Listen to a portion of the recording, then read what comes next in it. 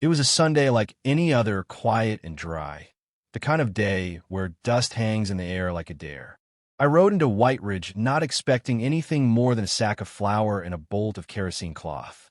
Church bells were still echoing when I stepped off my horse, Clay, and tied him at the post outside Carson's store. Folks were gathered in a half-circle down by the chapel, silent, rigid, their faces hard. At first, I figured someone dropped dead. Then I saw the girl. She stood at the wooden post with her arms tied high behind her back. Her bonnet had fallen into the dirt, and her dress clung in the wrong places, torn down one sleeve, hem soaked from someone throwing water on her. Her back was to us, but her head was lifted like she was daring the world to meet her eyes. A man I recognized as preacher Alden Briggs stood a few steps in front of her, Bible in hand and chin thrust forward. "The Lord chastens whom he loves," he called out, voice thick as syrup. "Calla Mae Fletcher has rejected decency, scorned righteous men, and made herself a temptation before our youth. This is correction, a turning back.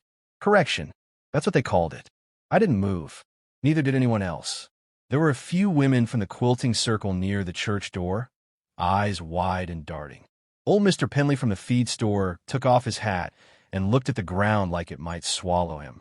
No one lifted a hand. A skinny boy, maybe 15, stepped forward with a short switch in hand.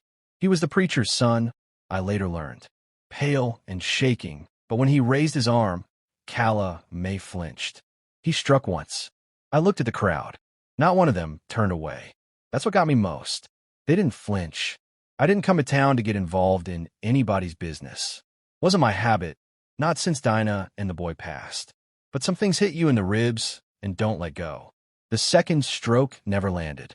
I was already moving, boots loud on the boards as I crossed the chapel yard.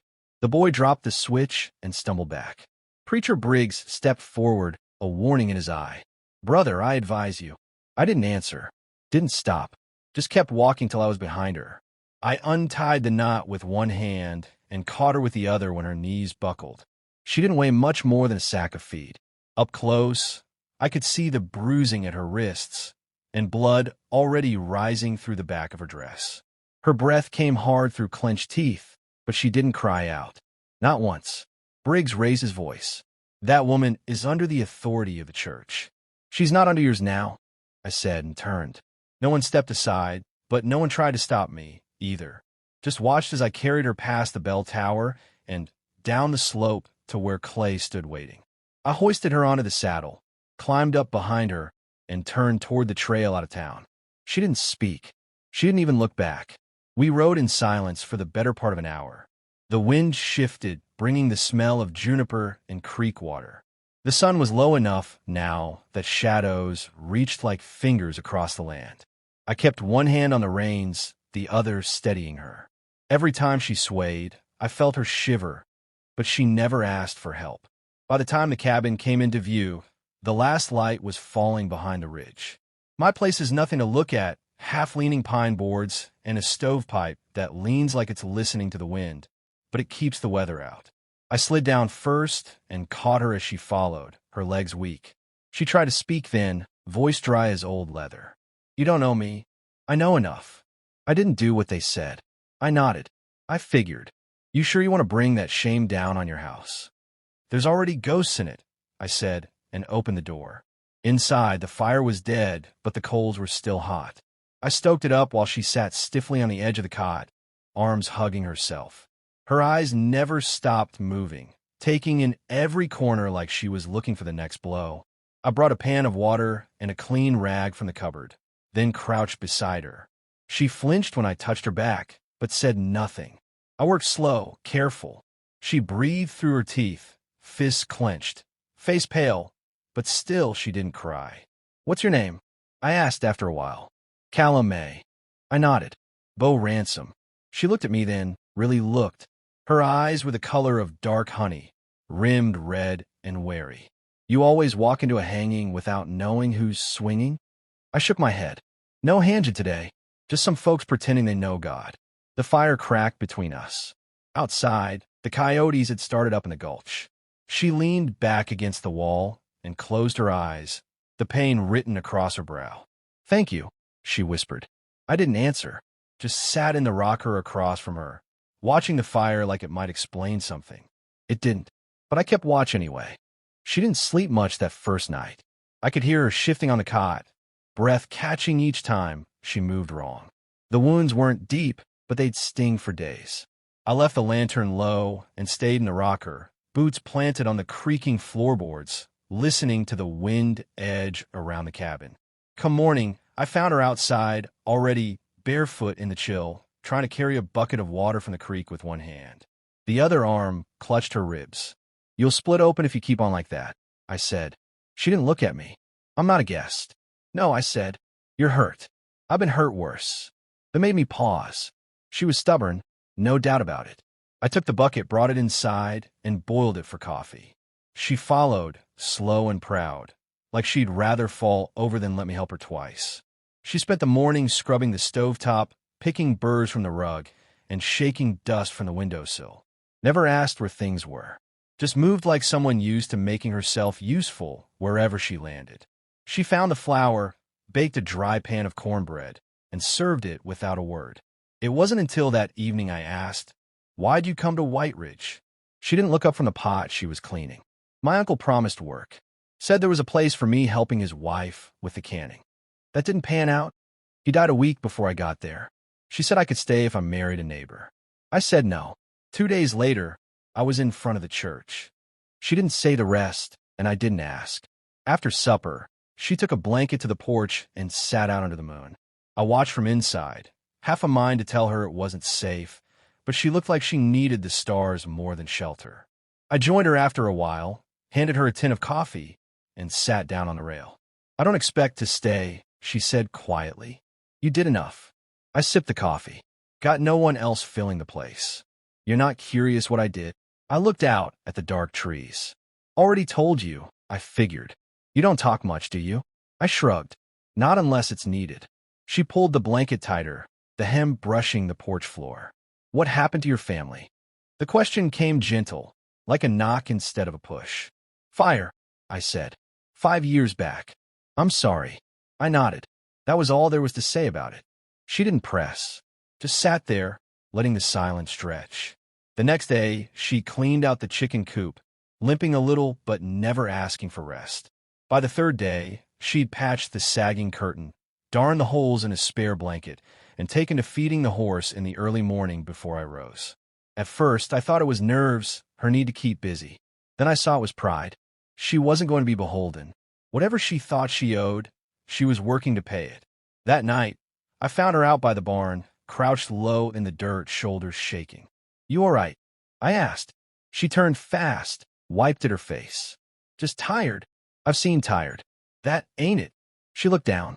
I didn't think he'd do it. The preacher's son. I told him I wasn't interested, that I didn't want to marry anyone right now. Next day, he's saying I followed him behind the store, saying I begged him. I said nothing. Let her keep going. He called me Jezebel, said I was sent to test his virtue. Then they came for me. Her voice didn't crack, but her hands curled into fists. They tied me to that post like I was some rabid thing. I heard Mrs. Elwood say I was asking for it. I hadn't even touched the boy. I just didn't want him. I leaned against the barn wall. The wind rustled dry grass along the fence line. You think they'll come looking for me? She asked. They might. You let them take me? No, I said. She didn't speak for a while. When she did, her voice was quieter than before. Why'd you stop them, Bo? I thought about that, really thought. Didn't plan to. Was just watching. Like everyone else. But you moved. I nodded. Don't know why. Just felt wrong to keep still. She turned to face me then, not flinching. You saved me. I shifted my weight. I reckon I gave you a place to rest. Saving's more than that. She looked at me a long time, like she was trying to decide something. Then she said, I don't want to go back. You don't have to. She breathed out like a tight string had finally snapped. The barn lantern flickered. Somewhere out in the hills, a coyote called once, then was silent. She walked past me, heading back to the cabin.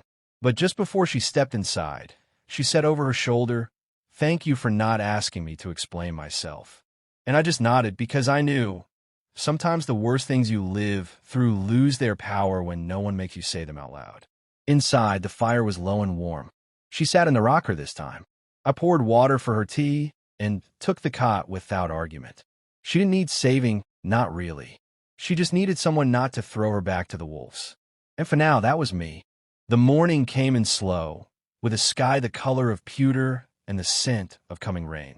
I was out in the north field, mending a section of fence Calla had pointed out. She saw things, even when she said nothing, when I heard the distant thump of hooves. Too steady to be a wild Mustang, too light for freight. By the time I reached the porch, the rider was already close enough to recognize. Deputy Ned Rollins, straight-backed and civil, the kind of lawman who didn't chase trouble but couldn't ignore it either. He pulled up short, eyes sweeping the cabin, then landing on me. "Bo," he said, nodding. "Deputy." He didn't dismount, just sat there with his jaw tight, hat rim damp from sweat. "Heard you brought Calla Mae Fletcher out here." "I did. That true she's staying under your roof?" I folded my arms. "She is." He glanced past me, toward the half-open cabin door. "Town council's been stirred up. Church elders say you're harboring someone who defied public judgment. She was beaten in front of a crowd for refusing a boy's pride. I'd call that judgment enough. I'm not saying it was right." His voice softened. "But there's a meeting set for 2 days. They want her returned for questioning. Maybe more." "What kind of questioning comes with a rope already picked out?" He didn't answer that. Just looked away, like the dirt was the only thing he trusted not to lie. "You came to take her?" I asked. He shook his head. "I came to warn you. They're calling it justice. You and I both know it's not. But I can't hold him off long." With that, he tipped his hat and rode off down the ridge. I watched him go, heart like stone in my chest. Inside, Calla was at the table, peeling apples with her fingers wrapped in cloth. She didn't ask what was said. Maybe she'd already guessed. "They'll come," I told her. "Maybe not tonight, but soon." She nodded. I figured. "You scared?" "Of them." She gave a half smile. "No." "Of being dragged back like I'm something foul?" "Maybe." I sat across from her. Her hands moved steadily, apples piling in the chipped blue bowl. She didn't look up. "I keep thinking I'll wake up and be back there," she murmured. "Still tied up, the crowd staring like I was born with the devil in me." "You're not back there." "Not yet." We sat in silence for a stretch. Rain began tapping against the window panes, soft as breath. "Tell me about your family," she said suddenly. I hesitated. "Why?" "Because you carry them like weight." I took a breath, slow and careful. Dinah was my wife. Sweet-tempered, good with a laugh, but stubborn where it counted. We built this place together. Took us 2 years, and every cent we had. Calla listened, hands still. She gave birth to a boy. We named him Hollis. Had red hair like my ma's. I was away when it happened, driving cattle north for a man named Sam Laurel. Took the job because I needed the coin for the roof shingles. My voice caught, but I pushed on. I came back 3 days late. The stovepipe had caught. Dinah must have been cooking. Fire spread to the dry walls. By the time the neighbors saw the smoke, it was too late. The rain had stopped. Wind creaked in the eaves. "I buried them up by the pines," I said. Thought about tearing the place down after. But I didn't. Couldn't. She reached across the table, placed her hand over mine. Her touch was warm, firm. "They'd be glad you didn't," she said. I didn't know what to say, so I didn't say anything at all. That night, I lay in bed staring at the ceiling, listening for hooves that never came. But just before dawn, Clay snorted hard in the paddock. I sat up. Calla was already pulling her boots on. Outside, we found the barn door swung open, the latch busted. A line of tracks led away into the brush. Nothing was taken, but someone had been there. I followed the prints with a lantern, found a spent cartridge near the fence post. Warning shot, most likely. Whoever it was hadn't come to steal. Calla stood beside me in the weak light, arms folded. "They're trying to scare us." I nodded. "They will try harder." She straightened. "Then maybe it's time we stop hiding." Her voice wasn't shaking. There was steel in it now. "You want to run?"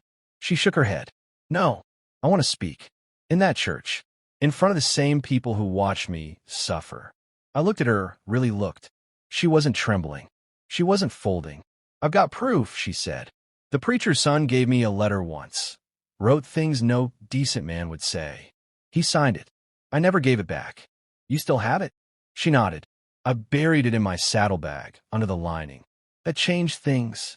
I studied her. You sure you're ready for that kind of storm? She met my eyes. I've already lived through the worst of it. I exhaled slow. Then we ride at dawn. Her face didn't change, but I saw something new settle behind her eyes. Resolve, clear and sharp as cut glass. The sky was lightening now, brushing pale gold across the hills. Somewhere in town, men were likely planning to drag her back like a trophy. But they didn't know the girl they'd try to break had only just started standing tall. And if they meant to take her again, they'd have to go through me first. We rode at first light, saddle creaks, and hoofbeats the only sound between us. Calla wore her hair pinned up neat. Her bruises faded to soft yellow beneath her collar. She didn't carry fear, not like before. Now she carried purpose. The letter was tucked inside a tin she kept close in her satchel. I didn't ask to see it. I didn't need to. White Ridge came into view just as the sun cleared the horizon. Smoke curled lazy from chimneys. Folks were already stirring, sweeping porches, watering livestock. They noticed us almost at once. Heads turned, conversations halted mid-sentence. We didn't slow. The church stood at the center of town like a warning. Preacher Briggs was already out front, collar crisp, Bible in hand, as if he'd known we were coming. Deputy Rollins stood a few feet away, mouth tight, hat in hand. Two of the church elders flanked the stairs, lips pressed into grim lines. Calla dismounted before I could offer help, boots landing solid in the dust. She walked ahead, skirts brushing the steps, her chin high. I followed, eyes on the crowd gathering behind us.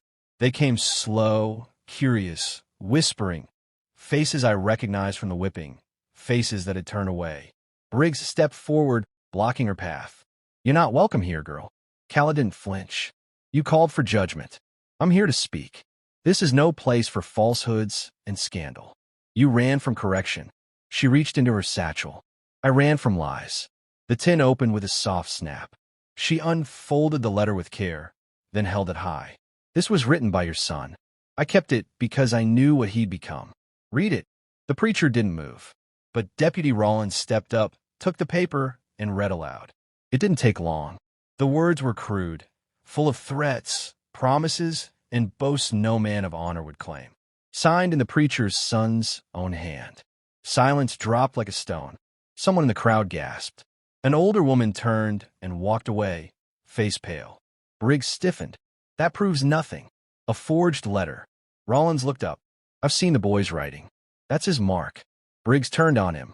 "You believe her over your own flock?" Rollins didn't flinch. "I believe what's in front of me. And what I saw last week wasn't justice. It was fear dressed up in righteousness." Calla stood tall, the wind catching the hem of her skirt. "You tied me to that post because I said no. Because your son couldn't take being denied.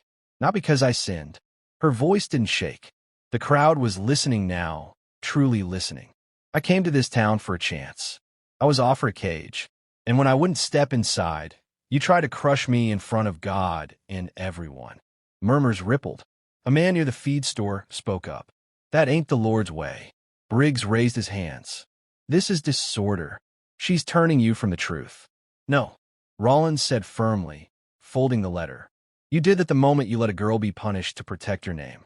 The preacher's mouth worked, but no words came. The crowd parted as he backed away, muttering. One of the elders followed him. The other stayed behind, head bowed. Calla turned to face the people. "I won't stay where I'm not wanted. But I needed you to hear the truth before I left." And with that, she stepped down from the church steps and walked back toward Clay. I followed without a word, heart pounding slow and steady. She mounted smooth, like she'd done it 100 times. "You still want to leave?" I asked. She looked back at the town, at the people who'd once watched her suffer in silence, now standing with eyes cast low. "I don't know," she admitted, "but I don't feel small anymore." We rode out the way we came, sun warm on our backs, wind whispering through the trees. When we reached the ridgeline, she pulled up. "Bo," she said quietly, "why'd you stay with me through it all?" I looked at her, at the strength she carried now that wasn't there before. "Because the world's full of folks eager to burn things they don't understand. But every once in a while, you get the chance to stop the match from striking." She smiled, soft and real. And what now? I tipped my hat against the sun. Now we go home. If you want to. She nodded once. I think I do. And so we rode on. Not because the past was fixed or the wrongs made right, but because she'd found her voice and I'd found a reason to speak again. And that was enough to begin something new.